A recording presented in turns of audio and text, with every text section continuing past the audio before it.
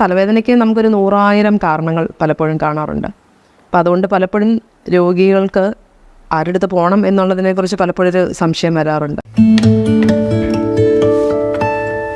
തലവേദന പല കാരണങ്ങൾ കൊണ്ട് നമുക്ക് വരാം. ഇപ്പം തലവേദന എന്ന് പറയുന്നത് ഇപ്പം നമ്മൾ ഒന്നും ഉറങ്ങിയില്ലെങ്കിൽ തലവേദന വരാം. തലയിൽ വലിയ പ്രശ്നങ്ങൾ കൊണ്ട് തലവേദന വരാം. ഇപ്പം നമുക്ക് ഇത് മൂക്ക് സംബന്ധമായ പ്രശ്നങ്ങൾ, അതായത് ഇപ്പം ഒരു ജലദോഷമോ കഫക്കെട്ടോ അല്ലെങ്കിൽ ഒരു പനിയോ വന്നാൽ തലവേദന വരാം. സൈനസുകൾക്ക് പ്രശ്നങ്ങൾ വന്നാൽ തലവേദന വരാം. നമുക്ക് കണ്ണിന് എന്തെങ്കിലും പ്രശ്നമുണ്ടെങ്കിൽ തലവേദന വരാം. നമുക്ക് തലയിലെ ഞരമ്പുകൾ അല്ലെങ്കിൽ തലച്ചോറിനകത്ത പ്രശ്നങ്ങൾ, ഇതെല്ലാം നമുക്ക് തലവേദനയ്ക്ക് നമുക്കൊരു 100,000 കാരണങ്ങൾ പലപ്പോഴും കാണാറുണ്ട്.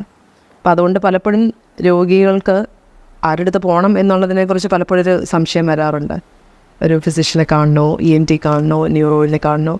ഇതിൻ്റെ ഒരു വശം എന്ന് വെച്ച് കഴിഞ്ഞാൽ ഇതിനകത്ത് എല്ലാവർക്കും അവരുടേതായ റോളുകൾ ഉണ്ടാവാം. പല അസുഖങ്ങൾ കൊണ്ട് നമുക്ക് തലവേദന വരാം.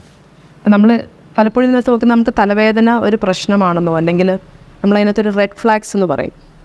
എങ്ങനെയൊക്കെയുള്ള തലവേദനകൾ വരുമ്പോഴാണ് നമ്മളൊരു ഡോക്ടറെ സമീപിക്കേണ്ടത് അല്ലെങ്കിൽ നമുക്കത് കൂടുതൽ ശ്രദ്ധിക്കേണ്ടതെന്നുള്ളതാണ് നമ്മൾ കൂടുതൽ ഇത് ചെയ്യുന്നത്. പലപ്പോഴും വിട്ടുമാറാത്ത തലവേദന, വളരെ ശക്തിയായിട്ടുള്ള തലവേദന, അത് എക്സ്ട്രീംസ് ഓഫ് ഏജ്, ചെറുപ്പക്കാരിലോ അല്ലെങ്കിൽ കുട്ടികളിലോ അല്ലെങ്കിൽ ഇച്ചിരി പ്രായമാരിലോ വരുന്ന, നമുക്ക് പ്രായമാരിൽ പലപ്പോഴും നമ്മൾ പറയും മുമ്പ് തലവേദന ഇല്ലാത്ത വ്യക്തികൾ, ന്യൂ ഓൺസെറ്റ് ഹെഡേക്സ് എന്ന് പറയും, പെട്ടെന്ന് തുടങ്ങുന്ന തലവേദനകൾ. പിന്നെ അതിൻ്റെ കൂടെ അനുബന്ധമായി വരുന്ന വേറെ ലക്ഷണങ്ങൾ, അതായത് ഇപ്പം കണ്ണിരുട്ടുക, രണ്ടായിട്ട് കാണുക, സംസാരത്തിന് വ്യത്യാസം വരിക, അതായത് ഒച്ചയ്ക്ക് വ്യത്യാസം വരിക, ഇങ്ങനെ പല പല കാരണങ്ങൾ. അതായത് നമുക്ക് കൈക്ക് കാലിന് മരവിപ്പോ തരിപ്പോ എന്തെങ്കിലും തളർച്ച പോലെ തോന്നുക. പിന്നെ നമ്മൾ പ്രഷറോ ഷുഗറോ ഉള്ള വ്യക്തികൾ അല്ലെങ്കിൽ ഹാർട്ടിന് അസുഖമുള്ള വ്യക്തികളിൽ തലവേദന വരിക.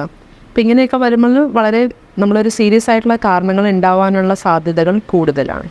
പക്ഷേ ഇപ്പോൾ നമ്മൾ വർഷങ്ങളായിട്ട് നിൽക്കുന്ന തലവേദന, ഇതൊന്നും പലപ്പോഴും അങ്ങനെ വലിയ കൂടുതലും മൈഗ്രെയിൻ അല്ലെങ്കിൽ നമ്മൾ ചെന്നികുത്ത് നമ്മൾ സാധാരണയായിട്ട് പറയുന്ന വിഭാഗത്തിൽ വരുന്നതാണോ അങ്ങനത്തെ തലവേദനകൾ. പക്ഷെ നമ്മൾ മൈഗ്രെയിൻ എന്ന് നമ്മളൊരു ഡയഗ്നോസിസ് അല്ലെങ്കിൽ ഒരു രോഗനിർണയം നടത്തുന്നതിന് മുൻപ് വേറെ ഒന്നുമല്ല എന്നും പലപ്പോഴും സ്ഥിരീകരിക്കേണ്ട അത് വളരെ അത്യാവശ്യമാണ്. ഇപ്പോൾ നമ്മൾ മൈഗ്രെയിൻ ആണെന്ന് പറഞ്ഞിരിക്കുന്നത് പലപ്പോഴും വേറെ പല അസുഖങ്ങളായിട്ട് മാറി തിരിയാറുണ്ട്. അപ്പോൾ നമ്മളെപ്പോഴും ഒരു ഡോക്ടറെ കണ്ടിട്ട് വേണം നമ്മളൊരു മൈഗ്രെയിൻ എന്നുള്ളൊരു ഡയഗ്നോസിസ് എപ്പോഴും ഉണ്ടാക്കാൻ.